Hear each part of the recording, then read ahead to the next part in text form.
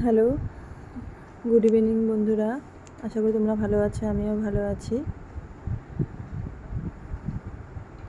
তো আবার অনেকদিন পর আবার একটা ব্লগ দিচ্ছি তোমাদেরকে। আমার বিশেষ করে ব্লগ ছাড়া হয় না, একটু চাপের জন্য। তো এখানে আমার মা এসেছে। মা দেখো কলা দিয়ে আটা মেখে তারপরে গোলা রুটি ভাজছে গোবিন্দকে দেওয়ার জন্য সন্ধ্যার সময়। মা যেহেতু নিরামিষ খায় তাই। আর এদিকে চা বানিয়ে রাখা হয়েছে আমার শ্বশুরমশাই বরের জন্য। ছেলে সন্ধ্যার সময় দেখো সব খেলনা নিয়ে বসছে, এখন পড়তে বসাবো ওকে আবার। আর শাশুড়ি মা গোবিন্দকে সেবা দিচ্ছে, সন্ধ্যাবাতি দিচ্ছে।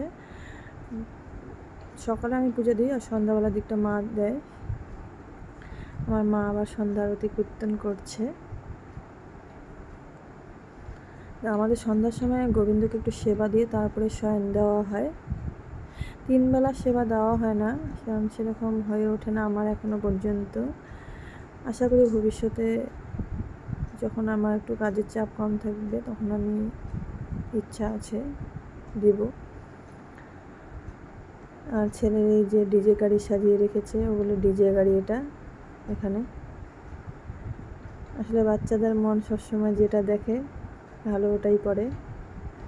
মেয়ে এখানে প্রণাম করছে, সকাল সন্ধ্যা তো এটাই নিয়ম, বাচ্চাদেরকেও গোবিন্দর সামনে প্রণাম করা, যে কোনো ঠাকুরের সামনে প্রণাম করাটা উচিত। তা আমরা বেরিয়েছি একটু। আমি এখানে ডিমের দোকানে এসেছি বিন্নাগুড়িতে, ভ্যারাইটিস ডিম 150 টাকা থেকে শুরু, একদম 450 টাকা পর্যন্ত ডিম আছে। তো আমি 240 টাকা প্লেট নিল একটা ডিম নিলাম, খুব ভালো ডিমটা বলে। বাচ্চাদের জন্য আসলে একটু ভালো ডিমটা নেওয়াই উচিত। আর এখানে গালামাল দোকানে এসেছি কিছু আর কি বাজার নিতে, কারণ স্কুল শুরু হয়ে গেলে, একদিন তো স্কুল ছুটি ছিল, এখন স্কুল শুরু হয়েছে, কাজেই টিফিন দিতে হবে এক এক দিন এক এক রকম তোমাদের। তো যার জন্য কিছু টুকিটাকি বাজার নেওয়া হলো। তো বাজার নিয়ে বাড়ি চলে এসেছি। এই যে সব বাজার ভ্যারাইটিস রকম।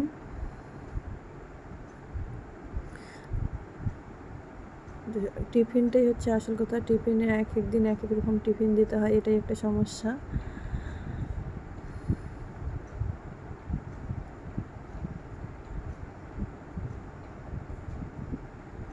তো পাঁপড় নিয়ে এসে দেখো, পাঁপড়গুলো খুব সুন্দর লাভ চিহ্ন আর কি।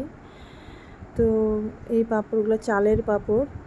তো নিয়ে আসলাম, আমি অল্প করে নিয়ে আসলাম, যে খেতে আবার কেমন হবে, ভালো না লাগলে বেকার হয়ে যাবে, তাই অল্প করে নিয়ে আসলাম, যদি ভালো হয় পরের বার আবার নিয়ে আসবো। তো রাত্রেবেলায় একটু ভাজবো পাঁপড়গুলো, গরম গরম ভেজে খেয়ে দেখবো কেমন।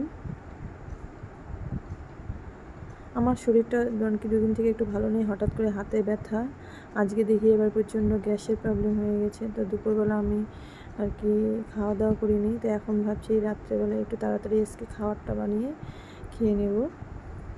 এই পাঁপড় ভাজা হচ্ছে, পাঁপড়গুলো দেখি খুব সুন্দর ফুলে ফুলে উঠছে, খেতে কেমন হবে জানি না।